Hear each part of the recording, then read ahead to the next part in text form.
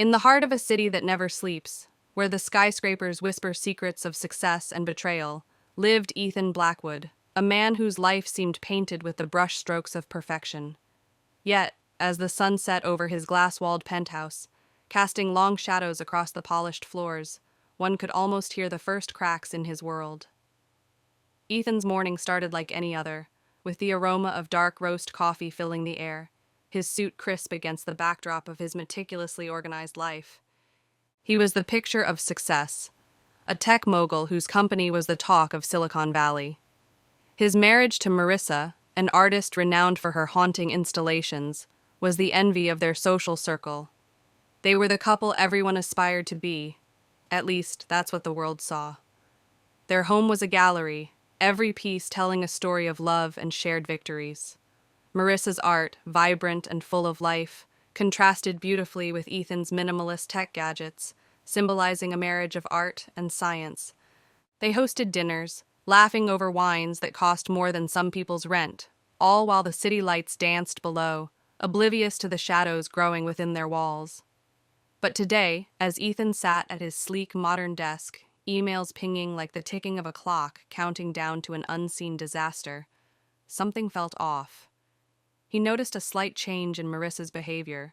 Her laughter didn't reach her eyes. Her kisses lacked warmth. It was subtle, like a whisper in a storm, but to Ethan, it was deafening. The betrayal unfolded, not with a bang, but with a whisper. While sorting through papers for an upcoming business deal, Ethan stumbled upon a receipt not from their favorite gallery, but from a jeweler he didn't recognize. The item? A men's watch, engraved with a date that didn't belong to any anniversary or celebration of theirs. His heart plummeted. The world he knew, built on trust and mutual respect, crumbled as he pieced together the puzzle. Phone records, secretive texts, late nights at the studio that were never about art, but about someone else. Ethan felt the room spin, his perfect life now a facade that would soon be his battleground. The betrayal was not just in the heart, but in the very foundation of their shared life. His mind raced with questions, anger, and a chilling resolve. As the chapter closes, we see Ethan, alone in the dim light of their luxurious apartment, the city's pulse outside contrasting sharply with the silence within. His face, a mask of calm, belies the storm brewing inside. The illusion of perfection shattered, the stage is set for a tale of revenge, where love turns to strategy and betrayal becomes the catalyst for a transformation no one saw coming. The air in the penthouse was thick with tension, like a storm brewing on the horizon. Ethan sat across from Marissa at their dining table, usually a place of laughter and shared dreams, now a battleground of truths and lies. The receipt lay between them, an accusatory piece of paper that had changed everything. Marissa's face was a mask of shock, then denial.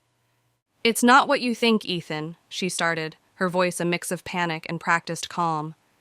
"It was for a project, an installation about time and betrayal." Ethan wanted to believe her, his heart clashing with his mind. "A watch? Engraved with a date that means nothing to us?" His voice was steady, but his eyes betrayed the storm of betrayal raging inside. The argument escalated, words like shrapnel. Marissa defended her actions, painting herself as stifled, her art suffocated by Ethan's world of logic and order. "You were never there, Ethan. Your company, your success. It all came first." Her justification was sharp, a weapon of manipulation. She tried to turn the narrative, making Ethan the villain in their love story. But Ethan saw through the veil of her words. The betrayal wasn't just physical. It was the erosion of trust, the silent theft of their shared life. He walked to the window, staring out at the city below, its lights mocking the darkness he felt. Each word from Marissa was like another piece of glass falling from a shattered mirror, reflecting not love, but deceit. In his reflection, he saw not just pain, but a growing resolve. The man who had built an empire from nothing now faced his most personal challenge. "You've made your choice, Marissa," he said, his voice now cold, calculated. He turned, meeting her gaze, seeing not the woman he loved, but an adversary. Marissa tried one more plea, her voice cracking with a mix of fear and regret. "We can fix this, Ethan. We can go to therapy, start anew." But Ethan was already plotting his next move. "This isn't about fixing, Marissa. It's about consequences." His words were a promise, not just of divorce, but of a deeper reckoning. He gathered the evidence, the receipts, the messages, each piece of betrayal documented. The chapter ends with Ethan alone once more, the city's nightscape a silent witness to his planning. His hurt was palpable, his anger a fire that would not easily be quenched. Yet, beneath the turmoil, a strategy was forming. This wasn't just the end of a marriage. It was the beginning of a war where Ethan would reclaim not just his dignity, but everything he'd lost. The seeds of payback were sown in the fertile ground of betrayal. Days passed like shadows under Ethan's feet, each one darker than the last. The penthouse, once a sanctuary, now felt like a cage of memories and deceit. He moved through the space like a ghost, the vibrant art pieces now mocking him with their false joy. But as day turned to night, in the quiet, Ethan found not just despair, but a forge for his resolve. The transformation was slow, like steel being tempered by fire. Each night, he pored over documents, emails, and financial statements, piecing together not just Marissa's infidelity, but her manipulation of their joint assets. His despair morphed into a laser-focused determination. "I won't just walk away," he muttered to the empty room, his voice gaining strength with each word. "I will reclaim what's mine." A pivotal moment came when he discovered a hidden folder on Marissa's laptop, left carelessly unlocked. Inside were not just more signs of her affair, but detailed plans to undermine his company once the divorce was underway. She had been siphoning funds, setting him up for financial ruin. This revelation was like cold water on his face. It snapped him out of his grief, into a clarity of purpose. Ethan's internal conflict was palpable. He sat at his desk, the city lights a silent audience to his rebirth. He whispered to himself, "She thought she could control this narrative, control me." His reflection in the window showed not the broken man of days past, but a strategist, a warrior in the making. He reached out to an old friend, now a formidable lawyer, someone who knew the dark arts of corporate warfare. Over whiskey, they plotted not just a divorce, but a counteroffensive. "We need to hit where she thinks she's strongest," his friend advised, eyes gleaming with the thrill of the fight. The groundwork for revenge was laid with subtlety. Ethan began to move assets quietly, securing what he could, and started a campaign of appearances. Publicly, he was the heartbroken but forgiving husband, pushing for reconciliation. This facade would buy him time. The chapter closes with Ethan standing before a large window, the city sprawling below, his face now a mask of calm, but his eyes burning with a fire that promised retribution. "This isn't just about getting even, it's about taking back control," he said to the night. The plan was not yet clear, but the shift in power was palpable. Ethan was no longer the victim but the architect of his own destiny. The suspense hung in the air, the full scope of his revenge still a mystery, waiting to unfold. Ethan had become a chess master, moving pieces across the board of his life with precision. His days were now a blend of meticulous planning and strategic execution. He spent mornings at the office, maintaining his image as the dedicated CEO, while nights were dedicated to his new life's work, dismantling Marissa's plans. He started by gathering more evidence. With the help of his lawyer, he accessed bank records, now revealing not just infidelity, but a pattern of financial deceit. Each discovery was like adding a pawn to his arsenal. "We need to make her think she's winning," he told his confidant over a discreet lunch, his voice low but confident. His plan was to let Marissa believe she was in control, all while he pulled the strings from the shadows. Ethan's interactions were calculated. He played the part of the heartbroken but hopeful husband. At public events, he stood by Marissa, offering smiles that didn't reach his eyes, giving her the rope to hang herself with. Meanwhile, he was quietly talking to mutual friends, dropping hints of Marissa's artistic dedication and the sacrifices of marriage, subtly painting her in a less favorable light. His confidence grew with every step. He manipulated situations where Marissa could reveal more of her hand. He suggested they sell some assets to start fresh, knowing she'd jump at the chance to liquidate what she thought was joint property for her benefit. But Ethan had ensured those assets were legally untouchable by her. The moral complexity of his actions wasn't lost on him. There were nights when he questioned his path. Was this justice, or was it revenge masked as righteousness? Sitting alone in the dark, he wrestled with his conscience. "I'm not the villain here," he'd whisper to himself, but the line between right and wrong blurred in the shadow of betrayal. His plan involved more than just financial ruin for Marissa. He started to cultivate allies, old friends, and business contacts who knew his side of the story. They became unwitting participants, each conversation, each piece of advice, moving his pieces closer to checkmate. The tension was palpable as he recorded a conversation where Marissa accidentally revealed too much about her plans with her lover, Victor. Ethan felt the weight of his choices, the coldness of his strategy against the warmth of the man he once was. But with every calculated move, his resolve hardened. This wasn't just about getting even. It was about reclaiming his life, his dignity, and perhaps his soul from the ashes of betrayal. As the chapter closes, Ethan stands before his chess set, moving a queen into position, symbolizing his next move in this real-life game. The suspense is thick, the moral implications heavy, but his path is set. The stage for ultimate revenge is now fully prepared. The air in the penthouse was charged with an electricity of impending storm.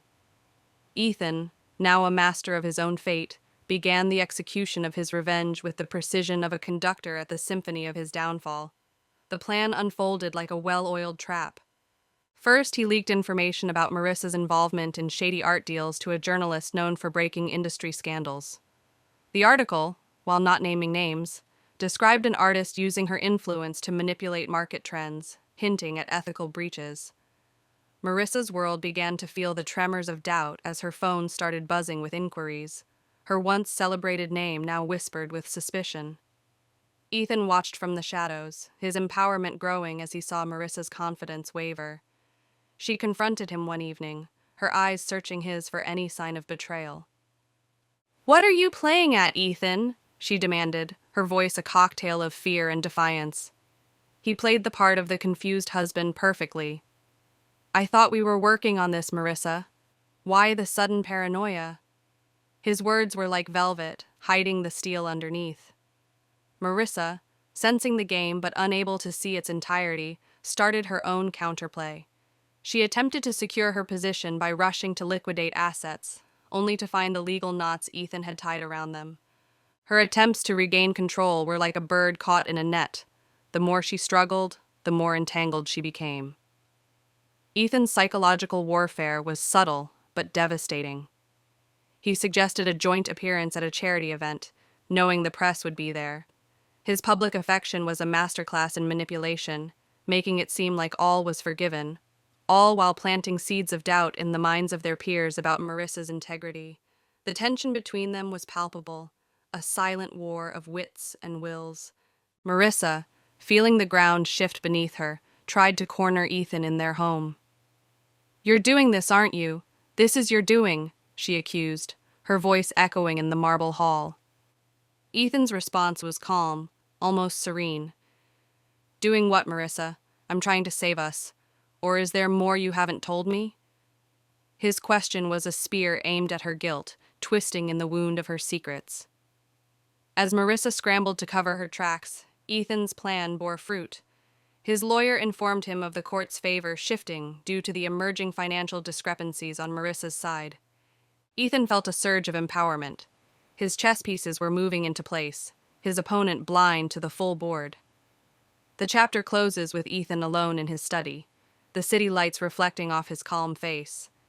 He was no longer just seeking revenge. He was reclaiming his narrative, his dignity. The suspense is at its peak as Marissa, now aware something is seriously amiss, begins to fight back in earnest. But the full scope of Ethan's plan remains a shadow, looming large over her future. The moment of reckoning arrived under the harsh glare of the courtroom lights, where truth and lies danced a final waltz. Ethan, with his evidence meticulously catalogued, watched as his plan unfurled like a dark tapestry. Marissa, once the belle of the art world, now sat under the weight of public scrutiny, her facade crumbling. The judge, after reviewing the financial documents Ethan's lawyer had presented, made a ruling that echoed through the marble halls. Marissa was not only denied significant assets, but was also implicated in financial misconduct. The courtroom gasped as it was revealed she had used Ethan's company funds to finance her affair and art projects, leading to her immediate financial ruin. Marissa's face was a mask of shock and despair, the realization hitting like a tidal wave. Her world, built on charm and deception, collapsed.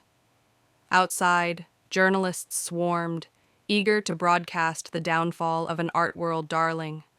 Her gallery closed its doors as sponsors withdrew, and her name became synonymous with scandal. Ethan watched this unfold with a mix of satisfaction and sorrow. The satisfaction was for justice served, the sorrow for the love that once was. He felt empowered, like a phoenix rising from the ashes of his past, but not without scars. The psychological toll was evident in his eyes, a blend of triumph and loss. Marissa, meanwhile, was unraveling. Her attempts at manipulation had backfired spectacularly. She turned to Ethan, her voice a whisper of desperation. "You planned this all along, didn't you?" Her question was both an accusation and a plea. Ethan didn't deny it. "You left me no choice, Marissa. You chose your path, and I chose mine." His words were final, like closing a book on their shared history. The twist came when Victor, Marissa's lover and Ethan's former business partner, fearing his own exposure, publicly distanced himself from her. He held a press conference, claiming ignorance of her schemes, further isolating Marissa. This betrayal was the final nail in her coffin, a twist Ethan hadn't even anticipated but had hoped for. As Marissa left the courtroom, alone and defeated, Ethan felt the weight of his actions. He had won, but at what cost? The satisfaction was there, but so was the haunting question of whether he was better than her in the end. The chapter ends with Ethan at home, standing before a window, the city lights below a stark contrast to the darkness within. He had reclaimed his life, his dignity, but the victory was bittersweet. The story's resolution loomed, hinting at the price of revenge and the potential for redemption, or further descent into the abyss of their once shared world. The dust of the courtroom battle had settled, leaving a landscape of fractured lives. Ethan, now the victor in the eyes of the law, found himself in a quiet, reflective state, the silence of his penthouse echoing with the ghosts of what was. His victory, while sweet, was laced with a bitterness he hadn't anticipated. Marissa, stripped of her wealth and reputation, was not one to go down without a fight. She retreated to the shadows, planning her comeback with the ferocity of someone with nothing left to lose. She began by leveraging what little remained of her network, spinning tales of manipulation and victimhood. She launched a blog, sharing her side of the story, painting Ethan as the cold-hearted strategist who had orchestrated her downfall.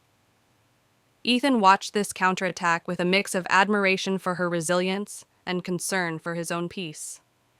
He found himself questioning the morality of his revenge. "Did I become what I despised?" he wondered aloud, his reflection in the mirror showing a man both victorious and haunted. The tension escalated when Marissa managed to rally a small but vocal group of supporters, including a few influential art critics who saw her as a tragic figure. They began a campaign to question Ethan's integrity, suggesting he had used his power unfairly. This public relations skirmish threatened to undermine Ethan's hard-won victory. The emotional stakes were high. Ethan felt the weight of his choices, the line between justice and vengeance blurring. One evening, he sat with his lawyer, the one who had been his ally in this war. "Did we go too far?" he asked, his voice heavy with introspection. His lawyer, ever the pragmatist, responded, "You did what was necessary to protect yourself and your future." Yet Ethan's heart was not at peace. The victory felt hollow, the emotional cost significant. The twist came when an anonymous tip led to the discovery that Marissa had one last card to play. She had been working on a piece of art, a massive installation depicting their story, titled The Betrayal of Love. It was to be unveiled at a high-profile event, where she would attempt to sway public opinion once more, turning their saga into art. This revelation stirred something in Ethan, a mix of dread and respect for her cunning, but it also sparked an idea. He decided to attend the event, not to disrupt, but to understand, to see if there was any truth left in their shared narrative that he could salvage or learn from. The chapter closes with Ethan preparing for the art exhibition, his heart a battleground of emotions. The stage is set for a final confrontation, not with fists or words, but with the silent power of art and the truth it might unveil. The reader is left eager, wondering if this art could be the catalyst for a resolution or the spark for one last devastating battle. The art gallery was alive with whispers and the soft clinking of glasses, a stark contrast to the storm brewing in Ethan's heart.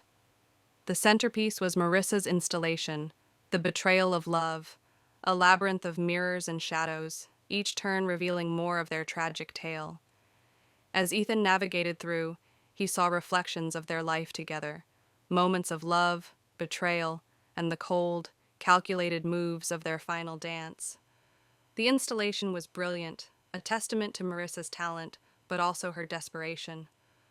The crowd, initially captivated by the art, began to murmur about the real story behind it. Marissa, in her element, was dressed in black, her presence commanding yet fragile. She had planned this as her redemption, her final narrative control. But Ethan had anticipated this move.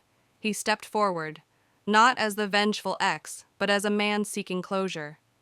He revealed his final act of revenge, or perhaps justice, by presenting a small device to the gallery visitors. It was a video, recorded from their last confrontation, where Marissa confessed to her schemes, not just against Ethan, but against the art world. Her voice, her words, unfiltered and raw, played through the speakers, echoing off the mirrors. The crowd's reaction was immediate. Gasps, whispers turned to outright condemnation. Marissa's attempt to salvage her reputation was her undoing. As her art was meant to reflect, it now mirrored her downfall. The installation, instead of her salvation, became the stage for her ultimate humiliation. Ethan watched, his emotions a tempest. There was satisfaction, no doubt, in seeing the full scope of his plan realized. He had used her art against her, turning her narrative into an exposé of her character. But as he looked at Marissa, crumbling under the weight of her own creation, he felt an unexpected pang of sorrow. The power dynamics had shifted irrevocably. Marissa left the gallery, her career in tatters, her life a cautionary tale. Ethan, however, didn't feel the triumph he expected. Instead, he was left questioning the cost of his revenge. Had he lost something of himself in the process? Was this justice, or just another form of betrayal? Standing alone amidst the mirrors, Ethan saw not just reflections of their past, but of his own soul. He realized that revenge, while satisfying, was a hollow victory. His actions, though justified in the eyes of law and public opinion, left him wondering if there had been another path, one where healing could have replaced hurling. The chapter ends with Ethan walking out into the night, the city lights blurring with the tears he didn't know he could still shed. He decides to donate his share of the assets to an art foundation, a symbol of moving forward, not just from betrayal, but from the cycle of vengeance. The story closes with a powerful reflection. In the game of revenge, one might win the battle, but at what cost to the soul? It leaves the reader with the enduring question of whether true closure comes from fighting back or from letting go, a poignant reminder of the human heart's capacity for both love and destruction.